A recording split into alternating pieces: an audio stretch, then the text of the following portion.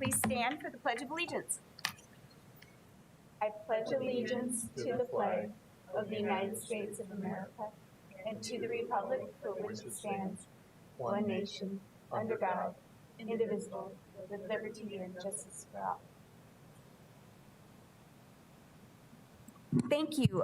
Board Member Parker is out of town and unable to attend the meeting today. Doesn't look like we had anyone signed up to address the board today. We'll move on to approval of the minutes of April 7th, 2021. Do you have a motion to approve? So moved. Second. I have a motion and a second. All those in favor signify by saying aye. Aye. Opposed, same sign. That carries. On to approval of the agenda. Do I have a motion to approve? So moved. Second. All those in favor of the approval of the agenda signify by saying aye. Aye. Opposed, same sign. That is approved. No new conflicts of interest were presented. We'll move on to the consent agenda. Items 7A through D. Do I have a motion to approve? So moved. Second. I have a motion and second. All those in favor signify by saying aye. Aye. Aye. Opposed, same sign. That is approved. Now to reports. Today, President, dual credit concurrent enrollment fall report, please. Well, good afternoon, President Mickelson, members of the board. My name is Benjamin Valdez, Vice President of Academic Affairs at Southeast Tech. We wanted to provide you with an update regarding our current endeavors into the dual enrollment and concurrent enrollment world. Starting with, we're very excited to announce that we just signed a concurrent enrollment agreement with the Sioux Falls School District. The concurrent enrollment MOU that we signed with the district allows us to actually start having high school instructors teach Southeast Tech courses at the high school, and students earn dual credit, both high school and credit at Southeast Tech.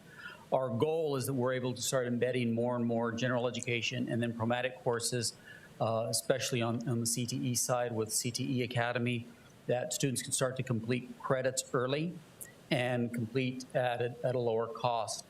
If you look at the National Alliance of Concurrent Enrollment Programs Accreditation Board, NACEP, which we're currently seeking accreditation for our concurrent enrollment program, they really talk a lot about what they call the sweet spot of 12 to 15 credits, that students who earn 12 to 15 dual enrollment credits while in high school matriculate at a much larger rate into post-secondary education, and their completion rates are much higher and being on time as well. So we're really trying to provide those additional options and really expose students to more opportunities. In addition, outside of the Sioux Falls School District, we're also working with the other surrounding school districts within our service area.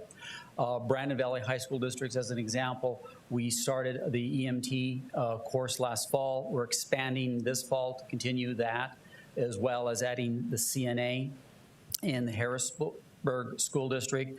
We have been working with them regarding both construction. Students are earning construction certificates out there, earning anywhere from 8 or so credits for the construction program. In addition to CNA, we're also working with them they're starting an automotive program, so they've been working with us very closely to align their curriculum with ours so students can start to earn credits there as well. Down in T, we've been working with them. We were supposed to start this year with both construction and welding. Unfortunately, because of COVID, that kind of threw a complete kink in everything with how they had to operate and some construction delays that they had. So we're hoping to we've been working with them to re-pick that up and start this fall. And then we've been working with other districts as well to really provide more options and provide students that ability to continue on and being able to complete at a much higher rate. I now stand open for questions. No questions. I just love that this is moving forward, and hopefully some other issues and hiccups. I know that dual enrollment's still working with our schools, and Department of Ed can get fixed. I know that the timing of those classes is an issue. I noticed just with my son trying to enroll and so forth. So hopefully we'll get those fixed. So I think anytime we can offer to children the opportunity to take classes, college credit classes at a much reduced cost is a great thing for our students. So thank you for your work on this. I'd like to introduce Dr. Craig Peters to continue to talk about concurrent enrollment we do during the summer with our high school partners. Thank you, Benjamin.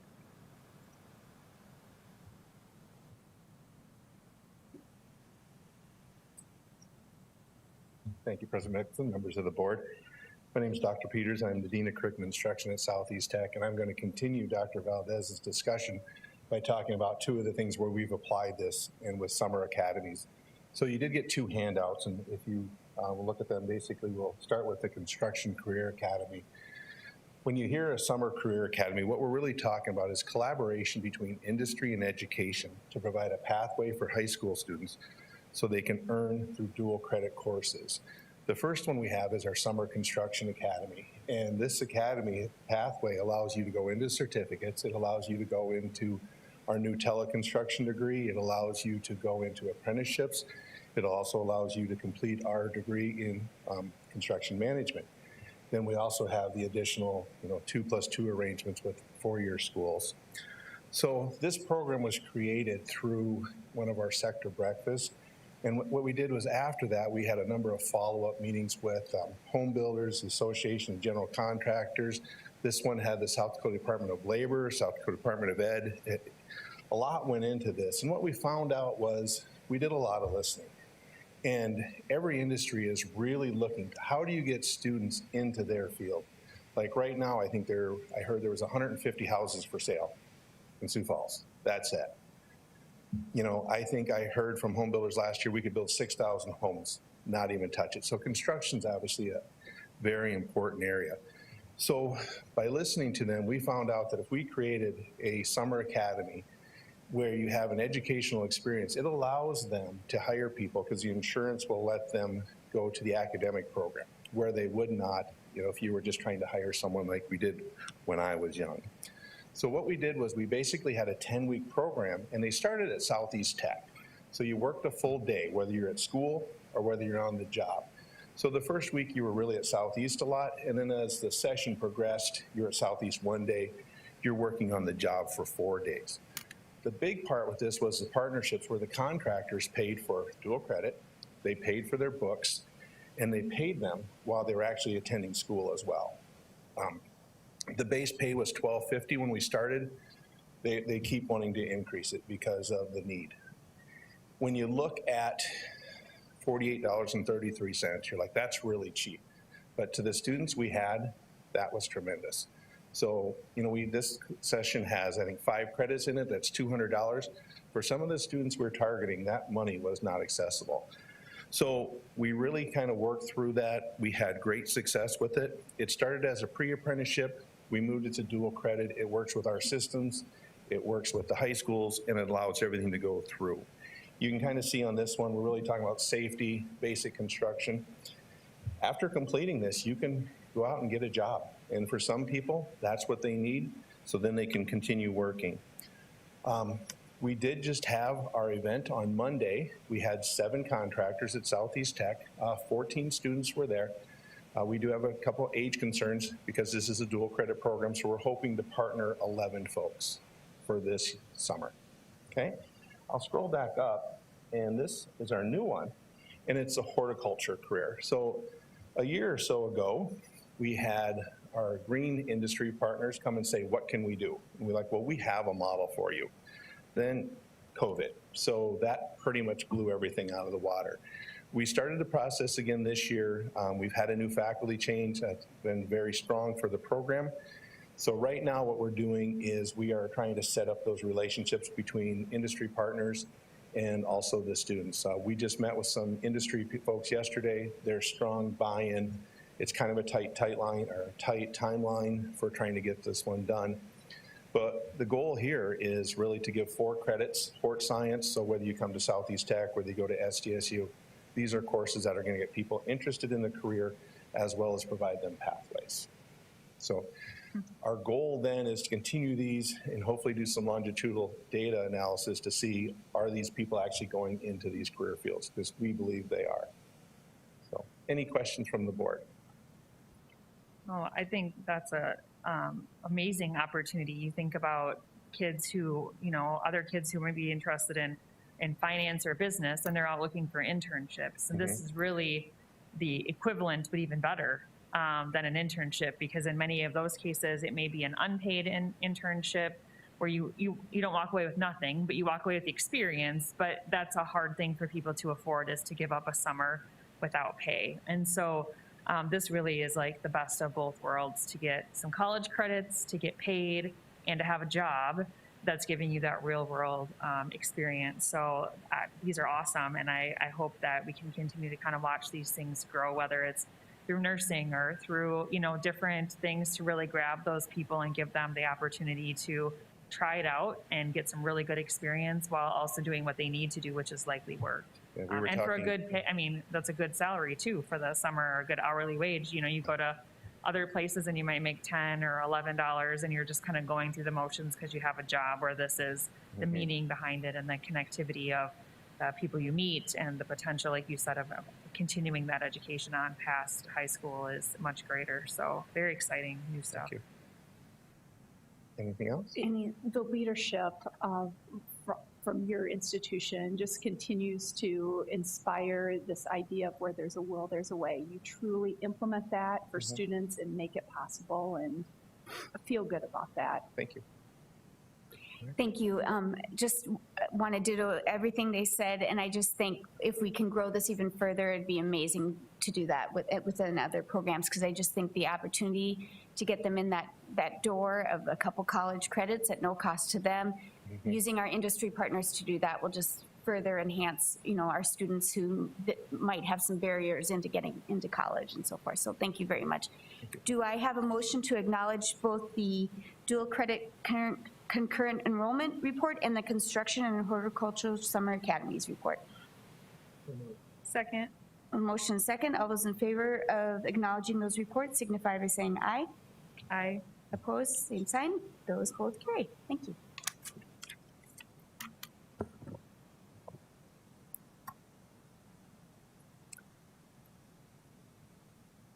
We're ready. Okay. Thank you. Just Sorry, I waiting. was opening it on my computer. No, that's too. okay. Just waiting for the invitation. You bet. President Mickelson, members of the board, Rich Kloon, Vice President of Finance and Operations. Just want to briefly touch on our third quarter financials and give you an oral report and hit some of the highlights of our various funds.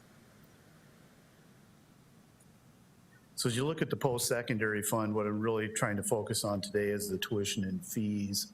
As we get to the third quarter, things start to coalesce, and we can kind of see where we're going to wind up as we head into the end of the year and can start making some pretty decent projections. So as you look at tuition, the preliminary charges are out there for this summer already, so I can see those.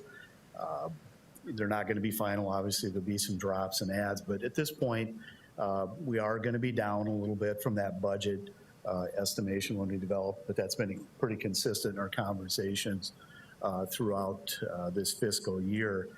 But right now, it kind of looks like we're going to wind up about exactly where we were in FY20. So in light of everything going on, I think that's a very positive thing, and you're only looking at a $300,000 or $400,000 differential just on the tuition side of things. So very manageable. Clearly not where you hope to be, but my track record in doing this for about 17 years is I've always been a little bit high on the revenue estimates.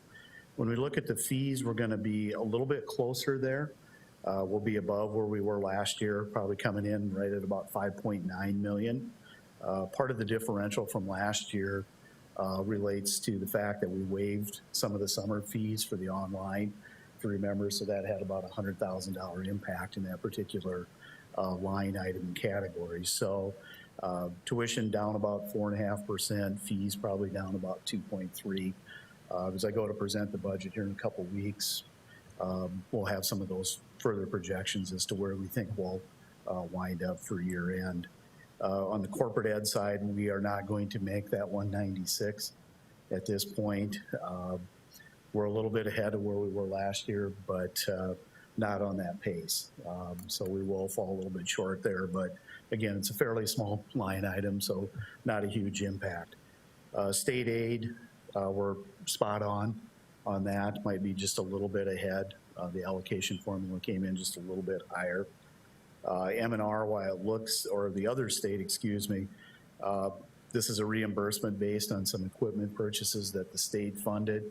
We haven't submitted our request yet. We haven't even received all the equipment yet. So those funds will be coming in, and we haven't received our M&R allocation yet either, so that'll be coming, so we should be pretty close there. The Perkins, for the large part, are all reimbursement based. So even if the revenue is off a little bit, the expenditure side of it is down as well as an offset. So the Perkins will be spot on where that is. ABE is just a timing difference. You don't see zero. We've actually had the funds reimbursed, but the way we do that program, part of it's state funds, part of it's federal funds. So I always recognize the revenue in the state category first, and then we start picking up the federal pieces after that. State doesn't distinguish when they reimburse us, whether it's state or federal. The local support, the grants and donations are from the foundation, so that'll be right on, and we shouldn't vary from that very far. The other local, that will have some variance to it, but it's really related to the laptop sales. We project a little bit higher, but again, there's an offsetting cost to that, so we didn't buy as many laptops as well either. So overall, I think revenue is looking fairly good given the condition and the environment that we're in. We're going to be down a little bit from what we budgeted, but you're going to see some offsets on the expenditure side. So I think we're going to, at the end of the day, end up in a position better than where we thought we were going to be. When you look at the expenditures, think about us being at 75% of the year through March. So as you look down at the various categories, we are very close to all of these at that 75% range, maybe a little bit favorable in some areas. Postage, obviously at 142%, but again, not that big of a line item, but also not a surprise. We're doing a lot more mailings than what we would have done in years prior, just because of the gathering and the mechanism what we're doing with recruiting. So a little bit different. On the software upgrades, you'll see an offset to that down in the software category. So the software upgrades come into an object code that's in the professional services. Software is actually a supplies thing. So there's always a little bit of categorization there where we might put the budget in one, but we expend it out of the other one. But when you look at them combined, we're on track there. So you'll see the upgrades outpacing what the budget amount was. But if you look down at the software, that's actually offset there. So it's really just an accounting designation.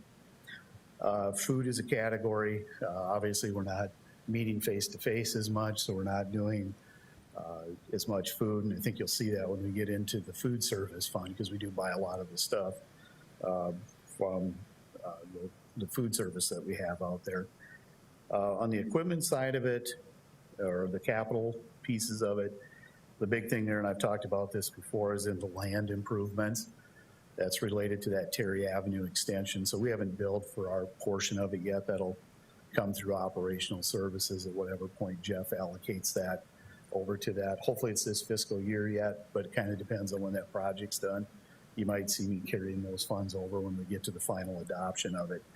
The other thing that's going to be a little bit of a favorable variance in there is related to the parking lot. We had budgeted the second phase of the tech center parking lot in there, about $450,000 in budget. We got a head start, and some of that came out of last fiscal year, so we're a little bit ahead in that area. So, you know, we were planning in dipping into our existing cash balances in the range of $2 million. And if you remember, this was really from the prior year where we didn't get all the projects completed. They just rolled into the next year. So if you recall, our end results from FY20 were about 1.3 million to the good, but it really is just a timing difference. So when you roll that into the next year, that 2 million is largely related to those projects that we didn't complete in the prior year. So that's the highlights of the post-secondary fund. Questions? Just, you know, you talked at your last report about those federal funds that would help cover those fees. So how much to the good will that make that after those funds could possibly come in? Well, that'll come in a different revenue category, so it'll come in under the federal. But if memory serves, they were right around 110,000. We've also, I know a different category, but it does offset that. Yeah, it will offset that. There will actually be some other categories because in this round two of it, HERF 2, it's actually the CCRSSA or whatever that second set of initials are related to it. They've expanded the utilization of those CARES from an institutional level and allow us to recoup some lost revenues. So that certainly becomes eligible, but it even expands broader than that. So like when you look at the corporate ad, which was largely truck driving fees, we're gonna be able to recover some of that as well. We'll actually be able to look at our tuition and fees and compare back. And there's multiple methodologies that are out there in the literature right now. So some of them are saying just look at that period of that 3 months within that fiscal year. Other models or guidance is talking about a year-to-year comparison. There's also looking at a 3-year averaging. So as you look at this, when I tell you that I'm projecting our tuition this year is going to be about what it was last year, I might want to look at the 3-year modeling just to see what's happened with that. So we're going to look at that and analyze that and see what puts us in the best position for that recovery. The other federal funds that'll be coming in, that's in that other federal and reimbursement, that's some of the PP&E that we bought when we geared up. Also the ventilation system that we did throughout the district, we were part of that, so we'll start to recover those funds as well.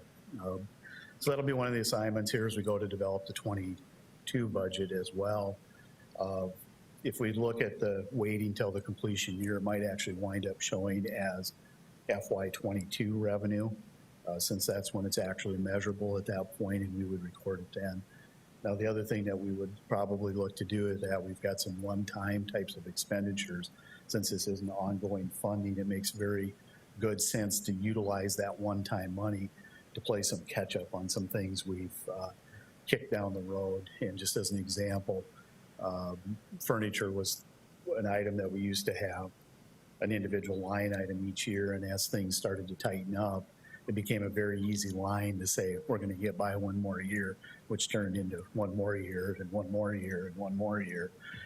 So now it's time to do that, and it's not something that you have to reprogram again in a subsequent fiscal year. It buys you 10, 15 years on some of that equipment, so it'll be my replacement someday to have to deal with it and program that. But so it makes sense, and we'll try to program that as we go to do these calculations and figure out what leaves us in the best percentage that's in compliance with the education department. So that's just hitting round 1 and 2. There's still a 3 and potentially a 4th round coming. The literature that we've heard on the 3rd round is there still be a grant distribution to students again. We haven't seen any guidance on the institutional side of it. On our institutional funds, we're also doing some projects. I think on the consent agenda, there was a bunch of purchase orders there.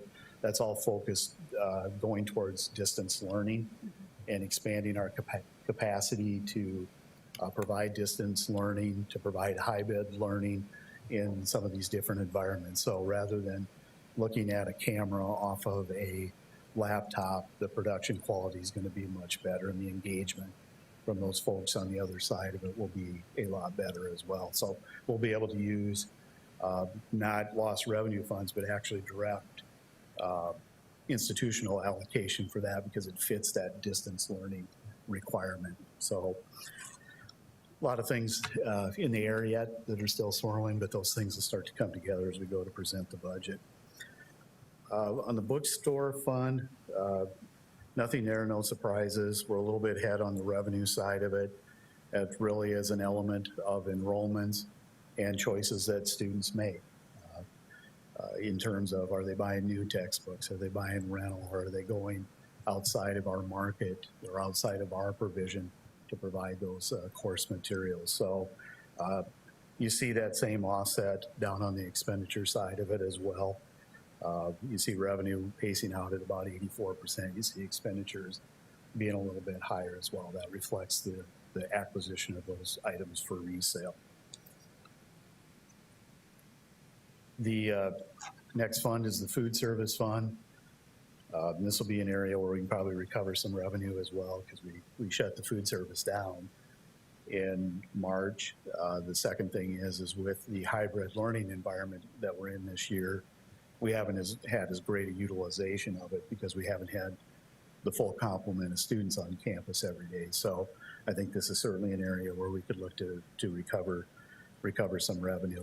And as I mentioned in the post-secondary fund, what's really down in here is a lot related to the catering events. You've seen from an institutional standpoint, we haven't spent very much on food as far as post-secondary fund, but also the outside. We haven't allowed a lot of folks to utilize our facilities for an outside use just because of the COVID, but that's starting to open up. So we're going to start opening that up as we head into the summer months and into the winter months, so we'll recover that. On the child care fund, some of the same type of thing there. When you're in a hybrid environment, you're not utilizing those services quite as much, so this is another revenue category that we may be able to recover. The state provided some funds too through Department of Social Services. That was a pass-through of federal CRF funds. So we'll just make sure we're not double dipping there, that we're not hitting it for the same thing, but we should be able to pick up some funds there as well. The other thing on the child care fund I just want to mention and kind of give you a heads up on, in the audit at the end of last year, we had a negative cash situation in that fund. And typically the way we close out, you can't end a fiscal year or report with a negative cash balance. So in effect, what you do is a interfund transfer, and it becomes a loan from the post-secondary fund. The auditors do not want us to carry that into next year. So at some point, I'll probably be asking for a supplemental transfer from the post-secondary fund to make that a permanent transfer. But before I do that, I want to kind of project where I think we're going to end up and actually what those cash needs will be. So I doubt I'll be right on, but I don't want to overfund it. I just want to make sure we're providing the right amount as we transfer it. So you'll see that either when we bring forward the budget adoption or in the June reporting time. So that'll be coming. So that's it on a very high level. Tried to hit the high points as we start to wrap up the year. We'll go into a little more detail. Like I say, when we go to seek that tentative adoption of the budget, we'll look at not only where we're going, but where we think we're going to end up this year and fine tune that a little bit, do a little deeper analysis, deeper dig than what I did here. But that's what's coming. Awesome. Any questions for Rich? Do you know if we've done any, I don't know, advertising, reaching out to like the new Jefferson staff in regards to the childcare? Just to try to, so the new teachers or the new staff members that will be teaching at Jefferson, being able to have a convenient location with the Scarborough Center. I don't know specifically Okay. if we've done anything directly. Yeah, that's certainly Be a good option. a mechanism that we can get with the principal and see if we can get that messaging out there. I know we do it already, but you can't necessarily rely on word of mouth because it not be the right people connected with the right folks. So yeah, it's a good idea. Exactly. We'll see if I we can. have written down to email Dan Conrad with Bob, actually, on my list. Yeah, I just think, to do yeah, that. that's a good point because part of what staff bring to it is a longer commitment in terms of the number of hours a week. Students in a hybrid or in and out, they may not need, we don't necessarily make everybody do a 40-hour contract. We try to do 30 and 40, Right. but we also provide a hourly drop-off rate as well.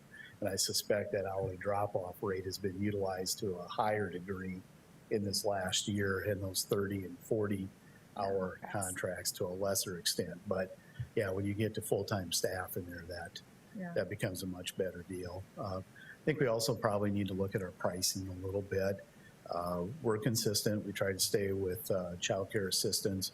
We try to look at that. But I think one of the things that we probably do not do in terms of maybe what the private sector does is that tiered rate for that second and third child for the siblings. So we have different rate structures depending upon the need and the ratios. So infants are higher than, say, she has names for them, penguins and all of that type of stuff, but to the toddlers, and those are different rates based on those needs just because the ratios are 5-to-1 versus 8-to-1. But we probably need to look at some modeling on maybe that opens it up, especially when you get into full-time staff, that if I have a sibling, want them in the same place, can we try to offer some tiered discounting for that? And I think that puts us maybe on a better playing field, or a more even playing field with what the private sector tries to do. That's a good point. Thank you. Any other questions for Rich? Seeing none, do I have a motion to acknowledge the third quarter finance report? So moved. Second. I have a motion and second. All those in favor signify by saying aye. Aye. Opposed, same sign. That carries. Dr. Griggs, do you have anything else? I'd like to remind graduation is May 7th. 2 ceremonies. Senator Thune and Congressman Dusty Johnson will be speaking at those 2. And then the Vet Tech Building, is it May 21st, or when is the? 27th, it's right before I come back, May 27th, thank you. That's having their announcement, so that's kind of exciting. So if any of the board members would like to attend, let Dr. Griggs know. Other than that, do I have a motion to adjourn? So moved. Second. I have a motion and second. All those in favor of adjournment signify by saying aye. Aye. Opposed, same sign. We are adjourned. Thank you.